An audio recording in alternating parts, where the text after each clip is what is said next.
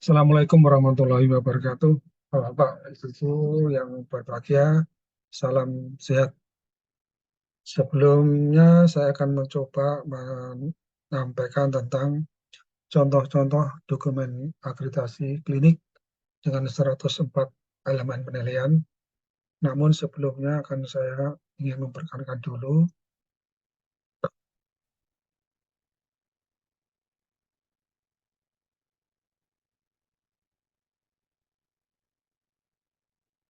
Nama saya Didik Setia Margono, alamat Desa Trosono, Kecamatan Parang, Kabupaten Magetan, Provinsi Jawa Timur. Nomor HP 081 232 265 294.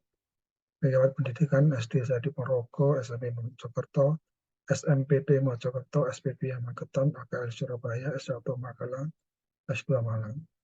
Riwayat pekerjaan saya 10 tahun saya di Puskesmas Parang Kabupaten Magetan dan 26 tahun di Dinas Kesehatan Kabupaten Magetan. Selama saya di Dinas Kesehatan Kabupaten Magetan, alhamdulillah saya sering mengikuti teman-teman Puskesmas yang melakukan akreditasi.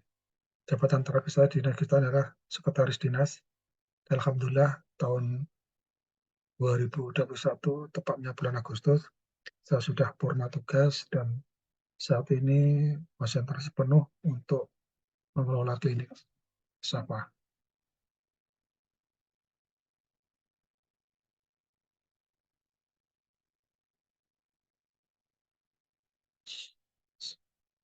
Sesuai dengan SK Dirjen Yankes tentang persyaratan survei, ada beberapa persyaratan yang harus kita penuhi sebelum kita mengikuti survei akreditasi.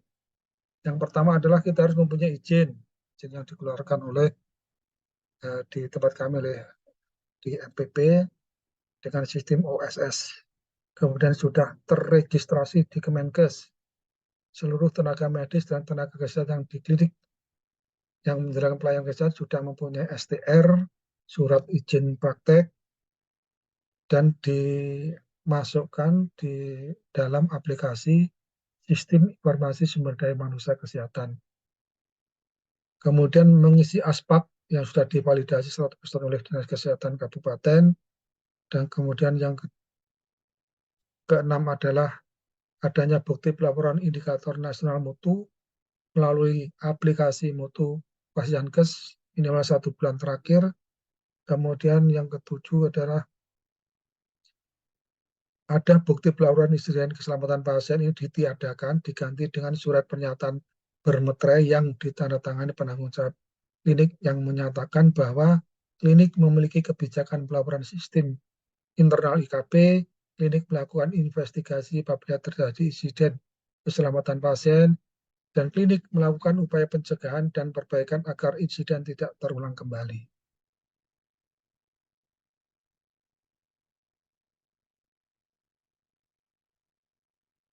Jadi syarat yang pertama adalah tadi sudah saya sebutkan terkait masalah perizinan.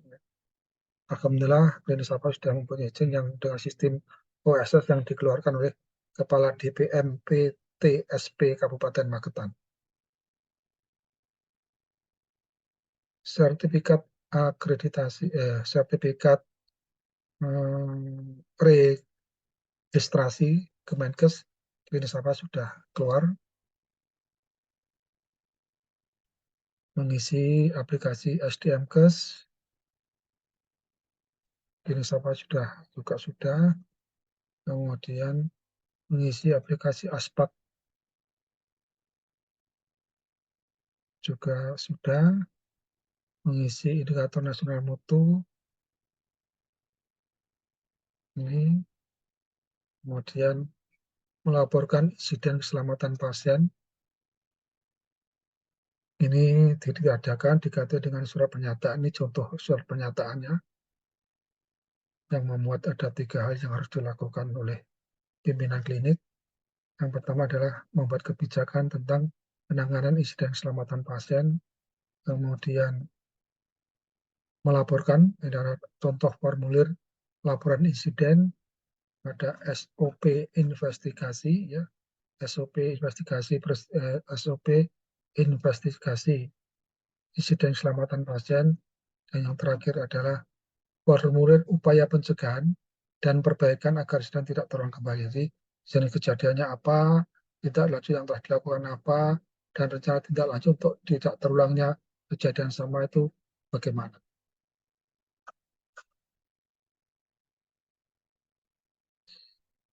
Dan yang terkait dengan template,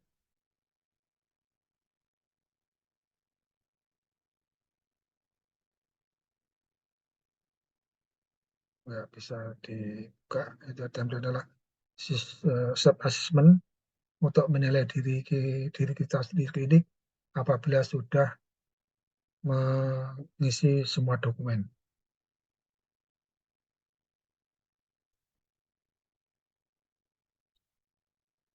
Kemudian apa yang harus disiapkan oleh pemilik klinik dan apa yang harus disiapkan oleh pimpinan klinik. Pemilik klinik pertama adalah membuat tata naskah dinas.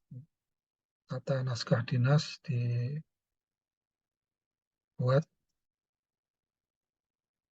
ini contohnya tata naskah dinas dan lampirannya di pedoman tata naskah dinas ini siapa. Jadi ini sebagai pedoman semua karyawan yang bekerja di klinik dalam membuat surat menyurat maupun tata naskah di klinik. Di situ dirumuskan tentang surat cara contoh surat keluar umum, surat keluar, misalkan surat keputusan itu bagaimana, sistematikanya bagaimana, cara menulisnya bagaimana, pedoman panduan, surat perjanjian dengan pihak luar, surat perjanjian dengan pihak internal klinik, surat edaran, surat kuasa, surat tugas, surat keterangan, surat rekomendasi, memo internal, SOP, notulen rapat, daftar akhir, sistematika program, dan lain sebagainya sudah tercantum di sisi semua contoh-contohnya ada. Ini contoh surat keluar umum, ini contoh surat keputusan. Dan jangan lupa yang penting juga dalam penulisannya, ini kita tetapkan apa itu ini huruf yang kita pakai apa, fontnya berapa, spasinya berapa kita tetapkan sehingga kita di Klinsapa menggunakan huruf Arial, font 12 dan spasi 1,15. Ini semuanya harus dipatuhi sehingga tidak ada keseragaman dalam pembuatan surat menyurat. Kemudian membuat peraturan internal klinik. Peraturan internal klinik ini peraturan internal klinik kita buat di mana ini mencakup banyak hal, mulai dari kedisiplinan karyawan, bagaimana cara rekrutmen karyawan, penilaian karyawan, bagaimana kalau cuti, bagaimana kalau melanggar peraturan dan sebagainya. Kita buat semuanya yang akan mengikat semua orang yang ada di dalam organisasi klinik.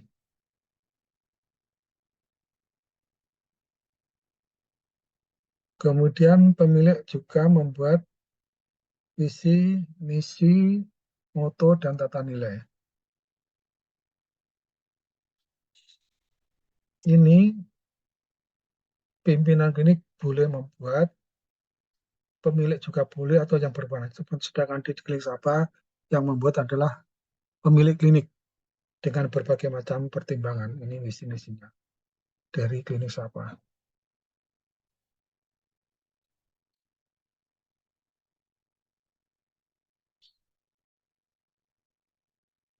Nah, setelah tiga ini tersedia, mulai tata naskah dinas, peraturan internal klinik, visi misi sudah ada, kita memanggil dokter calon pimpinan klinik.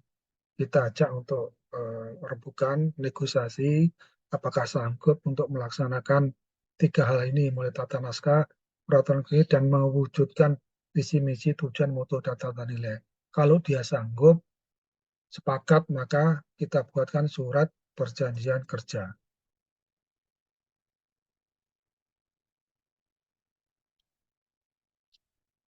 Ini surat perjanjian kerjanya antara pemilik dengan dokter calon pimpinan klinik. Kalau sudah dibuatkan surat perjanjian kerja, baru pemilik klinik menetapkan pimpinan klinik siapa. Nah, pimpinan klinik ditetapkan yaitu saudara yang dokter yang sudah kita ikat di dalam perjanjian kerja, kita jadikan sebagai pimpinan klinik.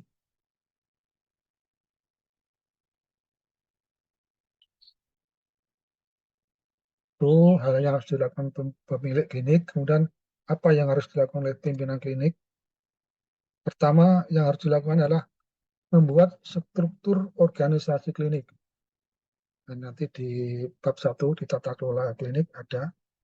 Kemudian membuat kebijakan, program, pedoman, panduan, SOP bersama tim yang ada bersama tim. Kemudian yang tidak kalah penting adalah membuat SK pendelegasian wewenang. SK pendelegasian ini wewenang ini sangat penting karena kita tahu di klinik kita, mohon maaf, kadang dokter itu merangkap di 3 atau 2 tempat sehingga kadang ada, kadang tidak. Demikian juga apoteker. Jadi ada tindakan-tindakan tertentu yang bukan kewenangan dari perawat maupun bidan maupun tenaga lain, agar bisa lebih sesuai dengan kewenangannya, maka dikasih pendelegasian wewenang dari dokter kepada perawat atau para medis dengan kriteria basicnya seperti apa, tugas pendelegasinya seperti apa disampaikan. Tugas pendelegasi dari apoteker pada petugas juga kriteria petugas yang dikasih delegasi itu siapa saja dan tugas yang didelegasikan itu siapa saja.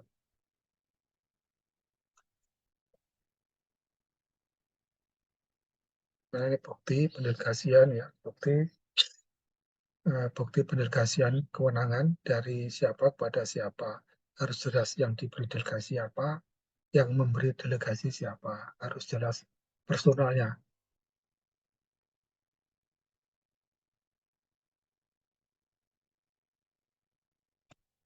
Itu Bapak dan Ibu sekalian terkait persiapan atau hal yang perlu dilakukan lebih awal sebelum kita menginjak pada pembuatan dokumen akreditasi. Ya. Saya insya Allah sudah kurang lebih 4 sampai 5 bulan ini mencoba membuat contoh-contoh dokumen akreditasi dengan berbagai sumber, baik melalui mengikuti WS maupun konsultasi dengan superior maupun Google dan sebagainya, sehingga saya telah merampungkan pembuatan dokumen akreditasi klinik dengan berbagai macam kekurangannya. Saya yakin dokumen kami masih banyak kekurangannya, dan silakan Bapak Ibu sahabat share untuk diamati, kalau cocok ditiru, di ATM ya, dimodifikasi, atau yang lebih baik lagi kalau dikonsultasikan dengan surveyor atau LPA, mana yang perlu disempurnakan, mana yang perlu dihilangkan atau ditambah, sehingga nanti akan menghasilkan suatu dokumen yang lebih baik, lebih bagus, lebih sempurna dari Bapak yang dimiliki oleh klinik Sapa. Baik Bapak dan Ibu sahabat sehat semuanya, kita pertama adalah kita uh, buka bersama, pertama terkait masalah bab 1 yaitu tata kelola klinik. Tata kelola klinik ada 4 standar, yaitu satu ada tata kelola pengorganisasian klinik, tata kelola sumber daya manusia, tata kelola fasilitas dan keselamatan, dan yang keempat adalah tata kelola kerjasama. Kita buka yang pertama adalah tata kelola pengorganisasian klinik. Pertama, tersedia visi, misi, tujuan, moto, dan tata nilai. Ini saya kira sudah tadi kebutuhan yang pertama. Terus elemen penilaian yang kedua adalah tersedia struktur organisasi klinik. Ini penetapan pimpinan klinik yang ditetapkan oleh pemilik. Kemudian struktur organisasi klinik,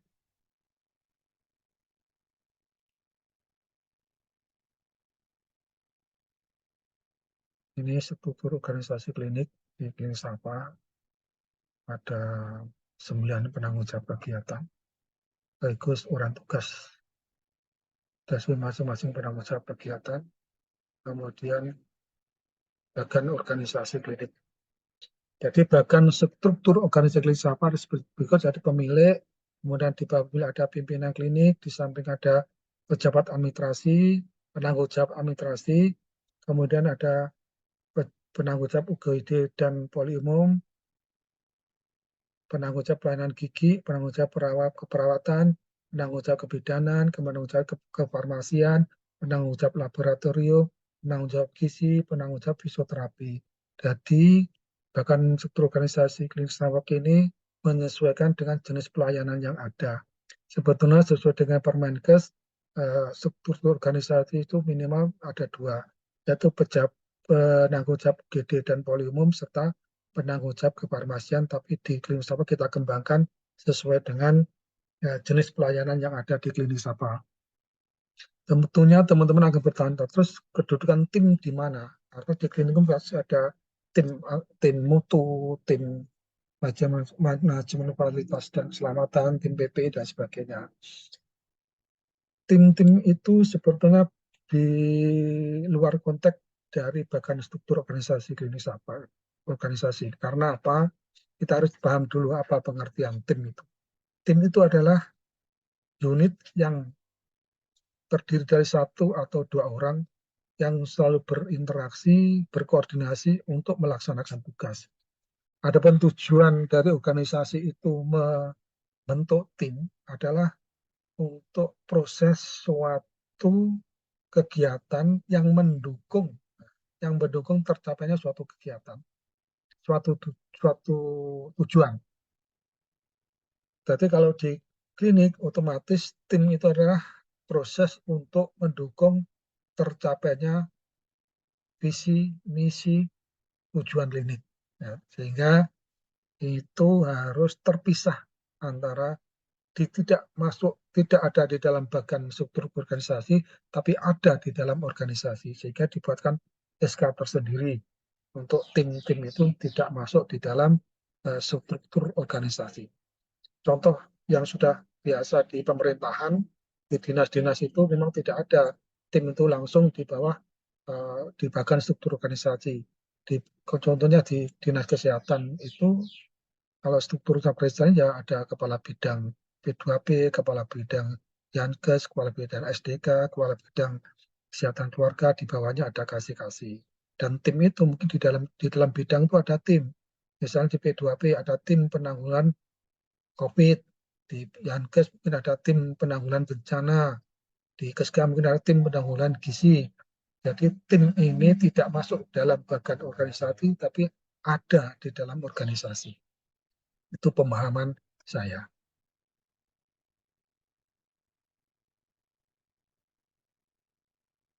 Ini bukti penyampaian struktur organisasi kepada karyawan. Jadi ini dokter klinik kami, pimpinan klinik, menyampaikan struktur organisasi kepada seluruh karyawan. Ini hanya perwakilan agar paham betul dia itu sebagai apa di dalam struktur organisasi klinik.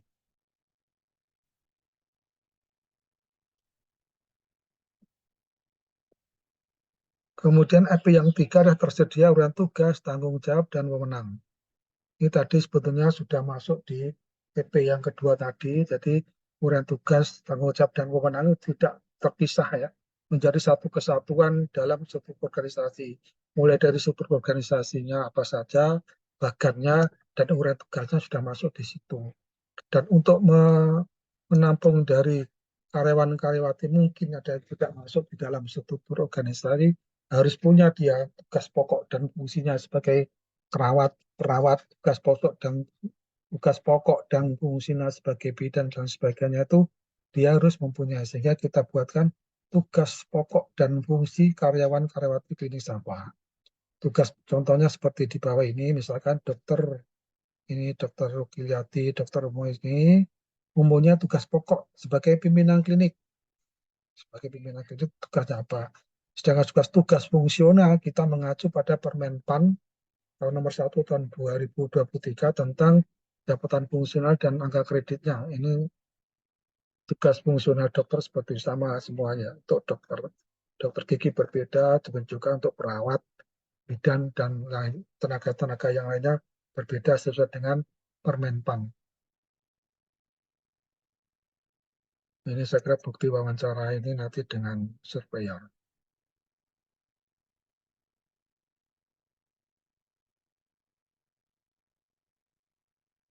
Kemudian tata kelola sumber daya manusia. Ini ada standar tata kelola sumber daya, ada tiga EP.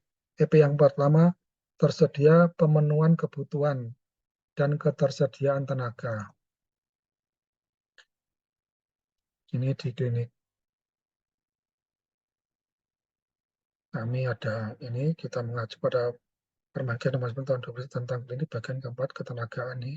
Tandanya ada beberapa tenaga kesehatan yang harus ada, yang tidak terpenuhi di klinik SAPA adalah D3 farmasi, ini masih kurang, tidak ada. Tahun depan, kemudian saniter juga nggak ada, terus petugas keamanan juga nggak ada. Akan kita lakukan untuk perencanaan tahun ke depan untuk dilakukan rekrutmen. Kemudian tersedia file kepegawaian. Kita buatkan SK file kepegawaian, ya. Apa saja yang harus ada di dalam file kepegawaian.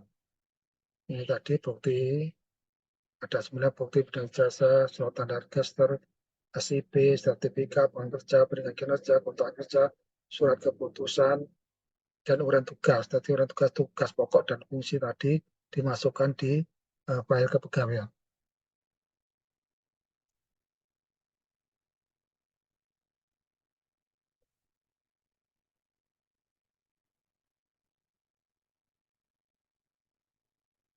Tersedia checklist ya, checklist kepegawaian.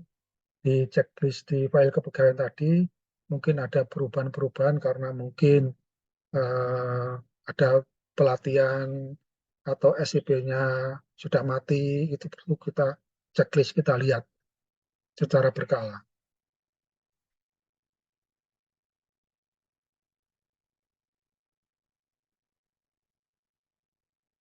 Kemudian EP yang tiga adalah kinerja SDM dievaluasi secara berkala. SK penilaian kinerja, kita buatkan SK penilaian kerja, jadi kita memuat apa saja yang kita nilai terhadap karyawan. Jadi kita ada 8 unsur yang kita nilai, mulai loyalitas, keterampilan, tanggung jawab, ketaatan, kejujuran, kerjasama, prakasa, disiplin. Sedangkan definisi operasional, apa yang harus dilihat tentang loyalitas itu, apa yang harus kita lihat tentang keterampilan, apa yang harus kita lihat tentang tanggung jawab, ketaatan, kejujuran, kerjasama, prakasa, disiplin. Itu sebagai dasar dari pimpinan untuk menilai karyawan.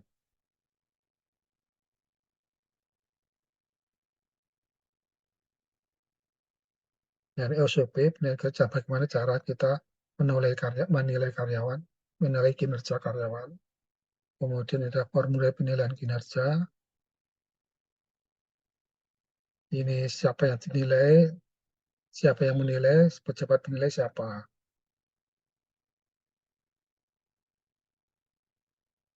Wawancara, saya akan wawancara ini adalah nanti dengan surveyor.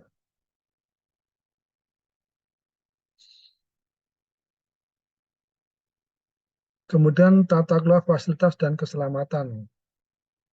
Ini ada 10 elemen penilaian. Pertama, tersedia bukti perizinan. Ini perizinan klinik sudah ada.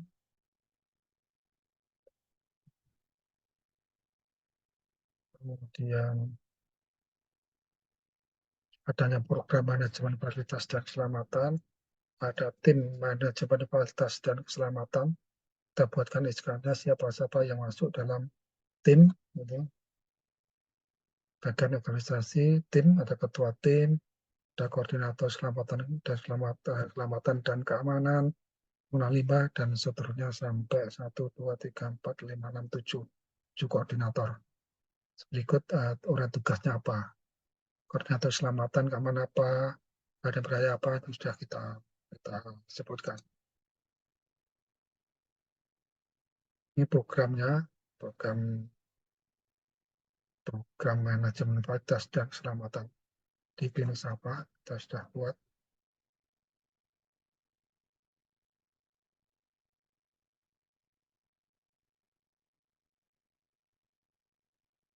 EP yang ketiga terdapat daftar inventaris dan bukti pemeliharaan. Daftar inventaris sarana yang kita miliki. Ini sama sudah ada sesuai dengan yang kita masukkan di ASPAK ya.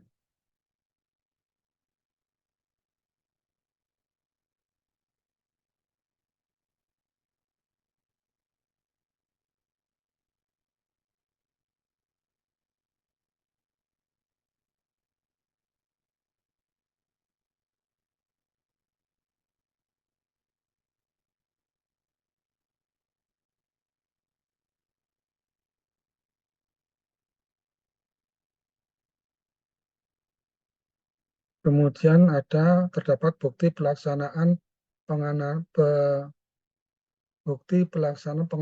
dan pengawasan keluar masuk pengunjung, keluar masuk pasien atau pengunjung. Ini ada SOP pengamanan dan pengawasan.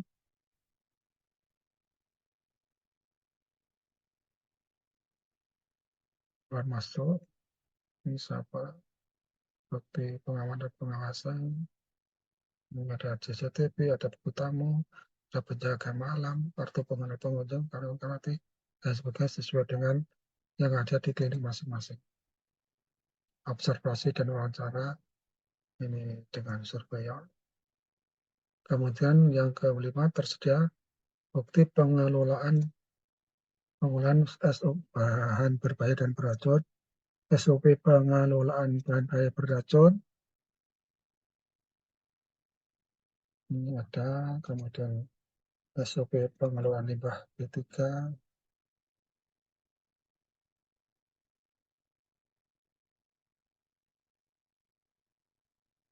bukti pengelolaan B3 dan limbah B3,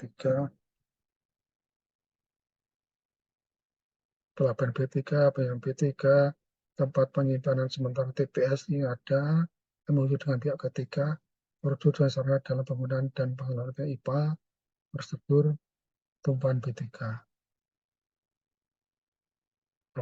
Observasi dan wawancara lebih dengan surveyor. Kemudian EP yang 6 adalah tersedia bukti pengelolaan sampah domestik. SOP pengelolaan sampah domestik. Ini SOP-nya. Kemudian bukti pengelolaan sampah domestik. Ini tempat sampah terjadi kantong sampah, petugas TPS berjalan kerjasama dengan keluarga barang, proses pengelolaan sampah domestik. Ini contoh pengelolaan sampah domestik.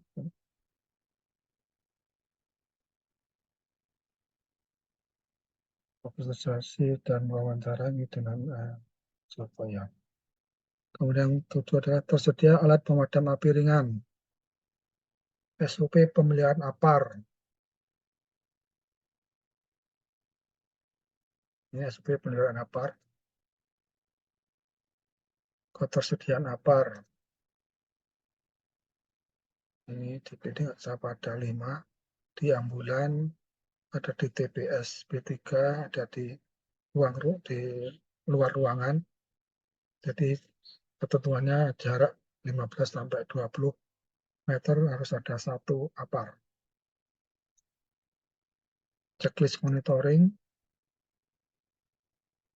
APAR nih, ada checklistnya ya. Dilihat setiap bulan sekali bagaimana kondisinya APAR, bocor atau tidak, isinya bagaimana, dan sebagainya. Simulasi APAR, belakangnya ada videonya. Ini saya sudah melakukan simulasi kerjasama dengan PT Penanggulangan APAR dari Madiun. Wawancara dan proses benar APAR dengan surveyor.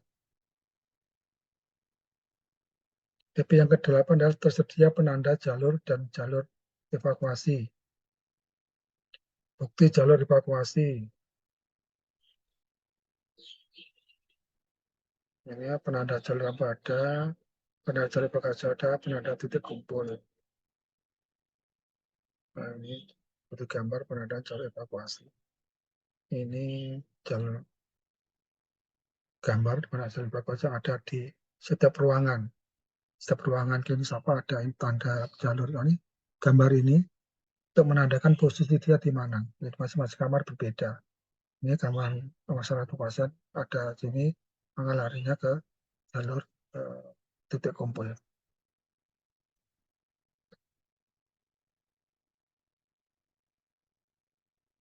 Nah, ini titik kumpulnya. Wawancara nanti dengan surveyor.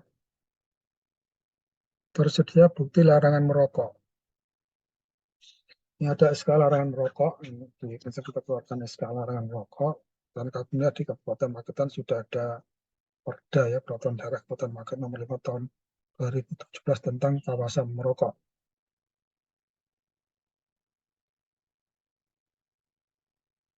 Bukti larangan merokok sudah kita pasang di ini.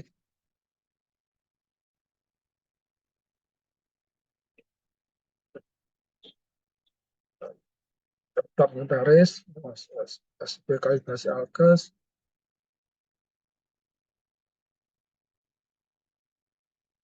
daftar inventaris orang yang dimiliki, saya kira sudah sama yang di depan tadi.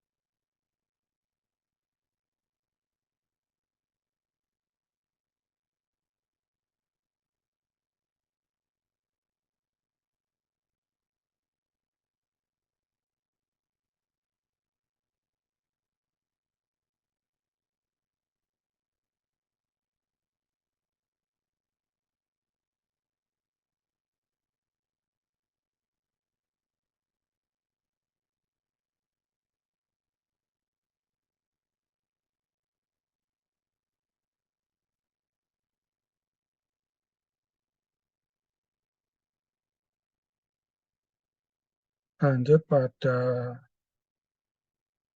tata kelola kerjasama. Ini ada 3 EP, ada dokumen kontrak dan kerjasama yang jelas. Kita MOU dengan pihak kedua. Ini dengan pengelolaan limbah B3 medis, dengan bencana lanang, ini dengan Kelurahan Parang untuk pengelolaan sampah domestik. Ini kerjasama dengan BPJS, kemudian kerjasama dengan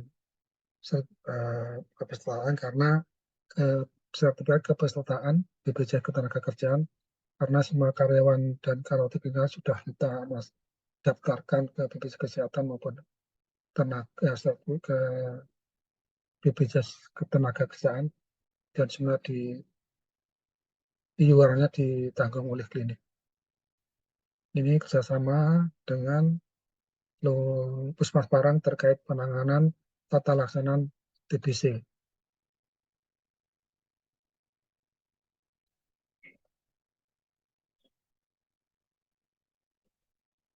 Yang ini sudah berjalan bersama kontrak dengan karyawan. Ini, sudah ada semua karyawan sudah tanda tangan kontrak dengan klinik apa.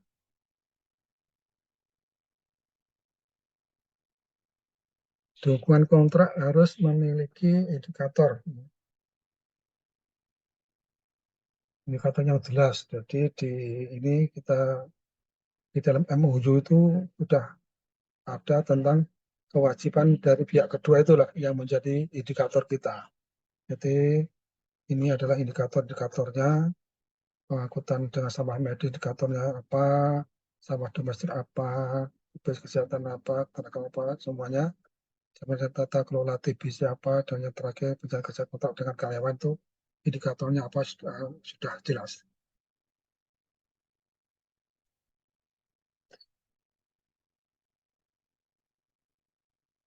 Kemudian ada bukti monitoring dan evaluasi. Ini kita ada SK penanggung jawab monitoring ya, jadi kita nunjuk salah satu orang karyawan untuk memonitor terkait dengan kinerja dari pihak kedua ya. Karena harus kita monitor ini sebagai penilaian ya, penilaian kita untuk memonitor apakah pihak kedua itu melakukan sesuai dengan MOU atau tidak ya. Sesuai MOU atau tidak, kalau tidak sesuai dilaporkan, dipertimbangkan, dilanjutkan atau tidak untuk kerjasamanya. Kita monitor setiap bulan atau setiap 3 bulan tergantung dari kerjasama kita dengan yang tersebut di dalam MOU. Wawancara terkait monitor dengan pihak kedua ini nanti dengan Surabaya.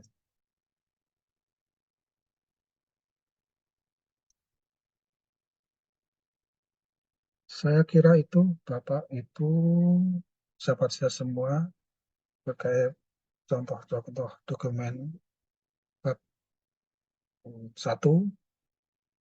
saya yakin masih banyak kekurangannya sehingga itu perlu Bapak Ibu amati, kalau mau cocok ditiru, dimodifikasi, disempurnakan, dan saya yakin dokumen dari Bapak Ibu akan lebih baik dari apa yang kami sajikan. Saya kira itu kurang lebihnya, mohon maaf. Bila tidak, Assalamualaikum warahmatullahi wabarakatuh.